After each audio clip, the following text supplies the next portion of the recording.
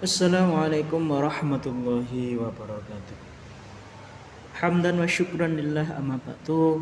Kita semua masih diberikan kesehatan dan kesempatan oleh Allah sehingga masih bisa melanjutkan kegiatan pembelajaran Al-Quran Hadis untuk kelas 7 MTS Ihyaul Ulum Badari Jaksa Pati.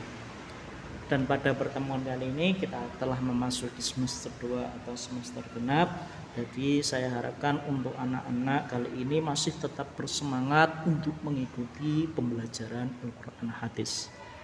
Oke anak-anak, kita pada pembelajaran kali ini sudah masuki bab 4, yaitu tentang memperindah bacaan Al-Quran dengan tajwid. Yang nanti fokus pembahasan kita adalah tentang hukum bacaan mad tabi'i, hukum bacaan mad wajib muttasil, dan juga hukum bacaan mad jaiz munfasil. Untuk mulai kegiatan pelajaran pada kali ini atau kegiatan pelajaran ini, mari kita mulai atau awali dengan bacaan basmalah. Semoga dalam pembelajaran hari ini bisa memberikan manfaat bagi kita semua fid dini wad dunya wal akhirah. Allahumma amin. Ya, mari kita baca basmalah bersama-sama. Bismillahirrahmanirrahim. Bismillahirrahmanirrahim. Diperhatikan, ini adalah kompetensi inti dan nanti bisa dibaca secara seksama pada lembar yang sebelumnya atau tadi sudah saya bagikan ya, nanti bisa dicermati lagi. Kemudian ini ada kompetensi dasar dan indikator pencapaian. Jadi nanti dalam pembelajaran kali ini anak-anak diharapkan mampu mendapatkan suatu hasil dan juga bisa mempraktekkan ya, atau melakukan suatu hal yang berkaitan dengan materi kita pada hari ini.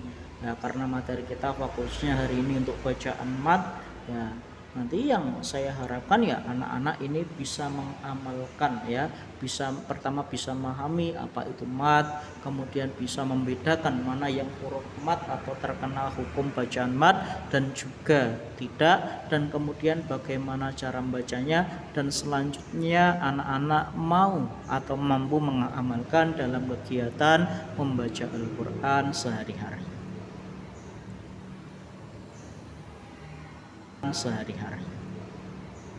Dalam pembahasan mad kali ini kita lebih dulu akan mengenal apa itu tajwid atau ilmu tajwid ya. Secara bahasa atau lughah, tajwid itu berasal dari bahasa Arab jawada yujawwidu tajwidan, yang artinya membaguskan ya, atau memperbaiki, atau di sini membuat bagus ya. Sedangkan secara istilah atau penjelasan yang lebih lengkapnya, ilmu tajwid adalah ilmu yang mempelajari tentang bagaimana cara membaca Al-Quran dengan baik atau dengan kaidah tajwid yang sesuai atau disepakati oleh ulama. Ya, dengan begitu apabila bacaan Al-Quran kita baik dan sudah sesuai dengan kaidah tajwid, maka lafadz yang kita baca itu sudah sesuai atau benar, sehingga apa? Tidak merusak makna yang ada di dalam Al-Quran. Karena apabila kita membaca Al-Quran secara asal-asalan, tidak sesuai dengan ilmu tajwid, maka lafadz yang ada dalam Al-Quran tersebut akan rusak maknanya, sehingga bisa merusak makna atau kandungan yang dimaksudkan dari isi ayat tersebut. Kemudian dari dasar Al-Quran mengenai hukum tajwid disebutkan dalam Al-Quran surah Al-Muzammil ayat 4. A'udzubillahi minasyaitonirrajim. Bismillahirrahmanirrahim. Warattilil Qur'ana tartila. Yang artinya kurang lebih bahwa Allah memerintahkan kita sebagai umatnya untuk membaca Al-Quran itu sudah sesuai dengan tajwid atau dengan tartil di sini. Tartil itu apa? Tartil itu adalah maksudnya kita membacanya itu sesuai dengan kaidah atau aturan dalam membaca Al-Quran. Itu maksud dari tartil, atau di sini juga bisa perlahan. Kenapa kok perlahan? Karena apa? Dalam baca Al-Quran kita harus memperhatikan tanda-tandanya, seperti tanda-tanda wakaf yang kita mungkin di sini wakaf lazim ya, kita wajib untuk berhenti, atau tanda wakaf biasa yang lain yang mungkin kita bisa memilih untuk berhenti atau wasol. Dan juga ada tanda wasol di mana kita tidak boleh berhenti atau tidak boleh mewakafkan, dan juga tanda-tanda yang lainnya yang ada dalam Al-Quran. Kemudian seorang ahli ilmu tajwid ya, atau ahli ilmu qiraah, yaitu Syekh Abdul Khair Syamsuddin bin Ahmad bin Muhammad Al-Jazari, dalam syairnya atau dalam kitabnya Nazam Jazariyah menyebutkan, wal ahdu bit tajwid hatman lazimu man lam yujawwidil qur'ana asimu li annahu bihil ilahu wa ansala wa hakata minhu ilaina wa shalla. Yang intinya beliau di sini menyatakan bahwa Al-Quran itu sebelumnya diturunkan oleh Allah kepada Nabi Muhammad, itu sudah disertai dengan ilmu tajwid. Oleh karena itu kita sebagai umat Nabi yang di sini merupakan umat yang diberikan anugerah, yaitu berupa pedoman Al-Quran, kita juga harus membaca Al-Quran dengan kaidah tajwid juga. Dan di sini Syaikhul Khair menjelaskan bahwa berdosalah orang-orang yang tidak mau belajar tajwid atau tidak mau memperbaiki bacaan Al-Qur'annya. Ya, ini bisa diperhatikan mengenai definisi mad. Mad di sini secara kalam dasar atau kalimah dasar berasal dari kalimah madda yamuddu maddan, yang artinya panjang atau memanjangkan.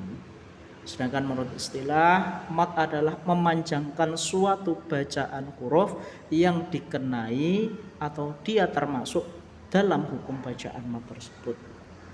Jadi nanti saat ada kalimah yang di sini dia termasuk dalam bacaan mad, dia akan dibaca lebih panjang atau suaranya dipanjangkan dibanding dengan huruf yang lain atau dengan huruf yang tidak terkena huruf mad atau hukum bacaan mad.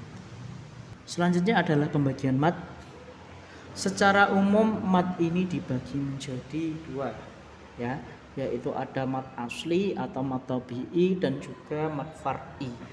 Yang mad far'i nanti ini akan menjadi pembahasan kita pada pertemuan selanjutnya, yaitu mengenai hukum bacaan mad wajib muttasil dan juga hukum bacaan mad jaiz munfasil. Sekarang kita berfokus pada pembahasan kita pada pertemuan ini, yaitu mad asli atau mad tabi'i. Mad tabi'i ini memiliki 3 ketentuan atau aturan. Yang pertama yaitu apabila ada huruf wawu, yang wawu ini berharokat sukun, dia berada setelah huruf yang berharokat dhammah. Kemudian yang kedua adalah huruf ya sukun, yang posisinya ya sukun ini berada setelah huruf yang berharokat kasrah. Dan yang ketiga adalah huruf alif, yang di sini alif ini tidak memiliki harokat atau alif tanpa harokat, yang berada setelah huruf berharokat fathah, tanpa harokat yang berada setelah huruf berharokat fathah. Ya, kita perhatikan di sini ada contoh yang warnanya sudah disesuaikan dengan masing-masing ketentuan bacaan mad asli atau mad tabi'i. Ya, dan di sini untuk cara membacanya sendiri, untuk mad tabi'i ini dibaca panjang kurang lebih 1 alif atau 2 harokat. Kalau 2 harokat ini biasanya menghitungnya adalah dihitung 2 apabila saat membaca seberapa panjangnya atau memanjangkannya itu kita bisa menjentikkan atau menggerakkan 2 jari itu dalam aturannya, atau biasa disebut dengan ketukan. Ya, kalau di sini ada lafadz ini nuhiha, itu masing-masing dari huruf vokal ini nanti bisa dipanjangkan 2 jari atau 2 ketukan. Kalau 2 ketukan ya kurang lebih seginilah ya, itu 2 ketukan. Jadi dalam membacanya nuhiha itu untuk cara membaca mad tabi'i. Nah, bedanya apa dengan yang lain? Kalau kita perhatikan, kalau seumpamanya kita membaca huruf biasa seperti a, ba, ta, yang tidak termasuk atau tidak dikenai huruf bacaan mat, dia hanya satu ketukan atau satu hitungan jari saja. Ya, seperti a, ba, ta, itu hanya satu ketukan. Beda kalau hanya ini seperti ini, huruf a ini dibaca panjang, dibaca ya. Jadi antara suara keluar dan suara berhenti ini kira-kira 2 jari atau 2 ketukan. Selanjutnya kita coba mempraktekkan atau menerapkan hukum bacaan mad tabi'i ini dalam membaca surah An-Nas.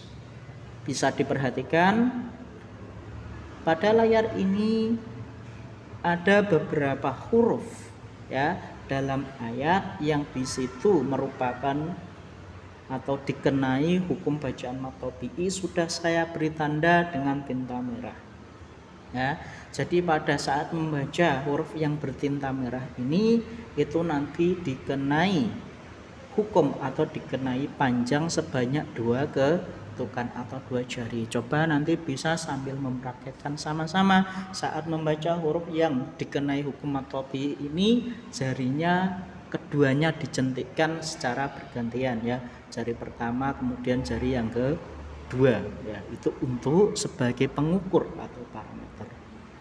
Coba saya bacakan nanti diperhatikan. A'udzu billahi minasyaitonir rajim. Bismillahirrahmanirrahim. Qul a'udzu birabbin nas, malikin nas, ilahin nas, ya syarril waswasil khannas, alladzi waswisu fi sudurin nas minal jinnati wan nas. Shadaqallahul azim. Ya, coba kita ambil contoh satu ayatnya dulu ya, untuk An-Nas ayat 1. Ya, di sini diperhatikan pada bacaan ain atau ya. Di sini ain ini setelahnya terdapat huruf wawu ya, dan sebelum huruf wawu ini ain ini berharokat dhamma. Jadi ain ini dihukumi sebagai mad tabi'i. Karena itu kalau kita membandingkan huruf vokal yang sama, ini ada setelahnya ada dzu ya. Jadi pada U ini nanti dibaca panjang, dipanjangkan suaranya kurang lebih 2 jari, sedangkan dzu ini hanya 1 jari. Kalau kita perhatikan a'udzu, a'udzu, a'udzu ya, itu untuk U-nya itu lebih panjang daripada dzu ya, atau 2 kali lipatnya panjang bacaannya dzu. Ya, untuk lebih paham, untuk lebih jelas coba dipraktekkan masing-masing ya. Jangan lupa kalau sudah bisa nanti diamalkan ya dalam membaca Al-Qur'an. Karena apa? Al ilmu bina amalin kasajaru bila samarin. Ilmu yang tidak diamalkan atau tidak dipraktekkan nantinya ini adalah akan hilang, atau ibaratnya seperti pohon yang dia tidak memiliki dahan ya. Jadi anak-anak, dari itu jangan sampai ilmu ini sia-sia karena kita malas mengamalkannya. Ilmu ini sia-sia karena kita malas mengamalkannya. Dan untuk mad far'i nanti selanjutnya akan dibahas pada pelajaran yang lebih lanjut atau pada pembahasan yang kedua nanti. Sekian dulu dari Bapak. Sebelumnya Bapak mohon maaf apabila ada penjelasan yang kurang memahamkan.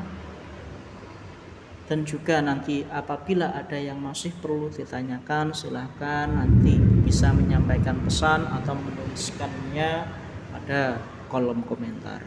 Ya, semoga pembelajaran hari ini bisa memberikan faedah dan barokah bagi kita semua. Amin Allahumma amin. Bisa memberikan faedah dan barokah bagi kita semua. Amin Allahumma amin. Sekian dulu dari Bapak. Akhirul kalam. Assalamualaikum warahmatullahi wabarakatuh.